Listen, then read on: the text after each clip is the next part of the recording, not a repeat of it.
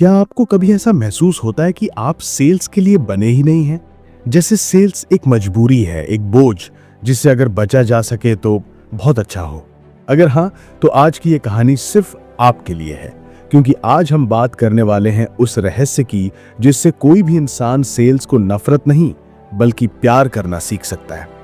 आप सुन रहे हैं ऑडिबल एआई, जहां दुनिया की सबसे असरदार किताबों को लाया जाता है आपके लिए, बिल्कुल आपकी अपनी भाषा हिंदी में। आज की कहानी आधारित है पॉल किसिक द्वारा लिखित किताब हाउ टू लव सेल्स पर, जो सेल्स को लेकर आपकी सोच हमेशा के लिए बदल सकती है। पॉल एक मेडिकल डिवाइस कंपनी में काम करते थे। वहां उन्होंने देखा कि ज्यादातर लोग सेल्स को सिर्फ टारगेट और पैसे से जोड़कर देखते हैं, लेकिन बहुत कम लोग ये समझते हैं कि सेल्स सिर्फ कोई चीज बेचने का प्रोसेस नहीं है, ये तो एक रिश्ता बनाने की कला है।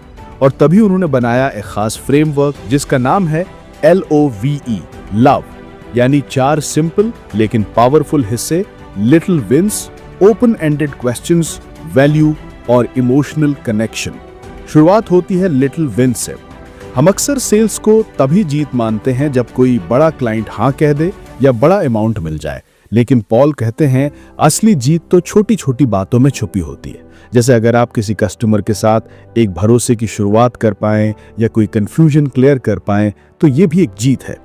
और ये छोटे छोटे जीतें ही आगे चलकर बड़े कॉन्फिडेंस में बदलती हैं। दूसरा हिस्सा है ओपन एंडेड क्वेश्चंस। अब जरा सोचिए, क्या आपने कभी किसी कस्टमर से ऐसा सवाल किया है जिसका जवाब सिर्फ हाँ या ना में ना आए? क्योंकि जब आप सवाल ऐसे बनाते हैं जिनका जवाब लंबा होता है, तो सामने वाला इंसान अपनी कहानी बताता है, अपने दर्द, अपनी ज़रूरतें खोलकर सामने रखता है, और वहीं से शुरू होती है आपकी समझ। यही समझ आगे जाकर सेल्स को नेचुरल और सच्चा बनाती है। तीसरा हिस्सा है वैल्यू। पॉल कहते हैं लोग कोई चीज़ इसलिए नहीं खरीदते कि उसमें 100 फीचर हैं, बल्कि इसलिए खरीदते हैं कि वो उनकी ज़िंदगी में कुछ आसान करता है। अगर आपका प्रोडक्ट उन्हें समय बचाने में, पैसा बचाने में या कोई टेंशन दूर करने में मदद करता है, तो वो उसे अपनाते हैं। यानी आपको फीचर नहीं, फायदे पर फोकस करना है। अब आता है चौथा और सबसे दिलचस्प हिस्सा, इमोशनल कनेक्शन। सोचिए, जब आप किसी इंसान से मिलते हैं और वो आपकी बात को ध्यान से सुनता है, आपकी फीलिंग्स को समझता है, तो क्या आपको अच्छा नहीं लगता? यही कनेक्शन सेल्स में भी जरूरी है। जब आप अपने क्लाइंट से सिर्फ एक कस्टमर की तरह नहीं बल्कि एक इंसान की तरह बात करते हैं, तो वहां भरोसा बनता है, और भरोसे पर ही टिकती है लॉयल्टी। पॉल एक किस्सा शेयर करते हैं जब उन्होंने क्लाइंट को 3 बार कॉल किया लेकिन कोई प्रोग्रेस नहीं हुआ। फिर एक दिन उन्होंने सिर्फ इतना पूछा कि आप इस समस्या से इतने समय से जूझ रहे हैं, या आपकी रोज की जिंदगी पर कैसा असर डालती है।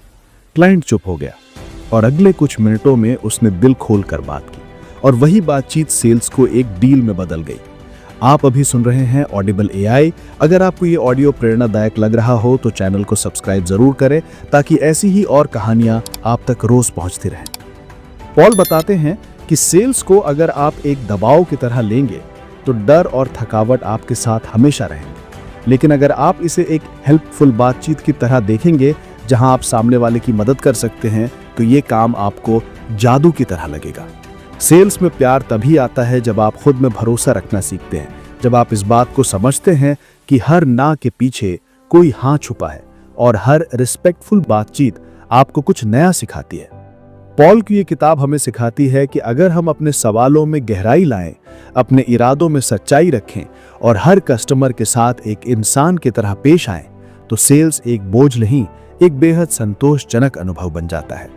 आपने आज जो सुना वो सिर्फ एक किताब का सारांश नहीं था, ये था एक नजरिया, एक सोच जो अगर आपके अंदर बैठ गई तो आपकी पूरी प्रोफेशनल जिंदगी बदल सकती है। आप सुन रहे थे ऑडिबल एआई, जहां किताबें सिर्फ सुनने की चीज नहीं, समझने और अपनाने की चीजें हैं। अगर ये ऑडियो आपको पसंद आया हो तो लाइक करें, सब्सक्राइब करें, और किसी ऐसे इंसान के साथ शेयर करें जो सेल्स से डरता है लेकिन सीखना चाहता है। अगली कहानी में फिर मिलेंगे। तब तक याद रखिए, सबसे बड़ी सेल्स उस दिन होती है जब आप किसी का भरोसा जीतते हैं।